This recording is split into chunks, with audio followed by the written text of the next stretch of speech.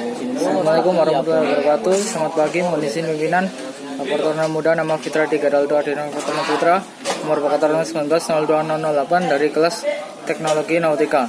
Di sini saya akan menjelaskan tentang sistem hidrolik dan penerapannya di atas kapal. Secara umum, sistem hidrolik adalah teknologi yang memanfaatkan zat cair, biasanya oli, untuk melakukan suatu gerakan segaris atau putaran. Sistem ini bekerja berdasarkan prinsip jika suatu zat cair dikenakan tekanan, maka tekanan itu akan merambat ke segala anakan dengan bertambah atau berkurang kekuatannya. Sistem hidrolik adalah teknologi yang memanfaatkan zat cair, biasanya oli, untuk melakukan suatu gerakan segaris atau putaran. Sistem ini bekerja berdasarkan prinsip jika suatu zat cair dikenakan tekanan, maka tekanan itu akan merambat ke segala arah dengan tidak bertambah atau berkurang kekuatannya, atau hukum Archimedes. Steering gears adalah suatu mesin yang menggunakan hidrolik untuk menggerakkan daun kemudi kapal. Sifat dari sistem hidrolik yang tidak berisik atau silent operation, gerakan mulus, mampu bekerja pada berbagai cuaca, sangat cocok untuk diterapkan pada sistem gears kapal. 8 komponen hidrolik dan fungsinya. Yang pertama adalah pompa hidrolik sebagai input power, dan yang kedua adalah directional control valve yang berfungsi layaknya pintu yang akan menutup dan membuka saluran untuk mengarahkan aliran fluida ke output tertentu, sehingga bisa dikatakan control valve sebagai pengatur arah tekanan fluida. Yang ketiga ada unit aktuator yang berfungsi mengubah energi terkandung dalam aliran fluida, dikatakan juga tekanan fluida, menjadi gerakan mekanis. Yang keempat ada reservoir tank yang berfungsi sebagai tangki penyimpanan fluida. Yang kelima ada unit penyalur hidrolik.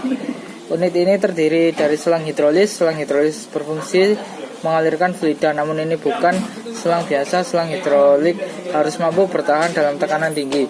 Yang keenam ada fluida cair. Fluida menjadi penghantar energi dari pompa ke aktuator.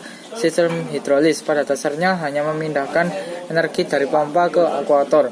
Yang ketujuh, filter. Filter berfungsi sebagai penyaring segala jenis kotoran yang ikut terbawa dalam aliran fluida agar tidak masuk ke sirkuit hidrolik. Yang kedelapan, oil cooler. Pada beberapa jenis sistem hidrolik memerlukan oil cooler sebagai pengatur suhu fluida. Fungsi oil cooler untuk mendinginkan fluida. Fluida yang telah digunakan diberi tekanan tinggi, suhunya akan meningkat. Dan untuk penerapan, salah satu contoh penerapan di atas kapal adalah yang pertama ada gillnet dan winch yang digunakan untuk menarik jaring dengan menggulung langsung keseluruhan badan jaring ke drum penggulung. Yang kedua ada controller yang merupakan alat penarik jaring yang tersusun dari 2 buah silinder karet yang berputar berlawanan arah, sehingga jaring berikut melampung dan pemberatnya dapat digiling bersama untuk menarik ke atas kapal. Yang ketiga adalah net hauler yang digunakan untuk penarikan jaring yang telah direntangkan di laut agar jaring lebih ringan ditarik dan mudah ditata kembali di atas geladak. Dan yang kelima ada pursen atau winch yang digunakan untuk menarik tali kerut atau tali kolot. Yang keenam ada power block yang digunakan untuk menarik jaring pukat cincin di dalam air ke atas geladak kapal. Yang ketujuh ada long line dan line thrower yang merupakan alat bantu penangkapan sebagai alat pelontar tali utama yang digerakkan dengan tenaga elektrik hidrolik. Diletakkan di buritan kapal, digunakan saat penebaran pancing atau setting.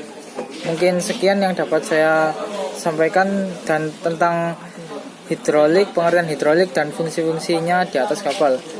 Sekian dari saya. Assalamualaikum warahmatullahi wabarakatuh dan selamat pagi.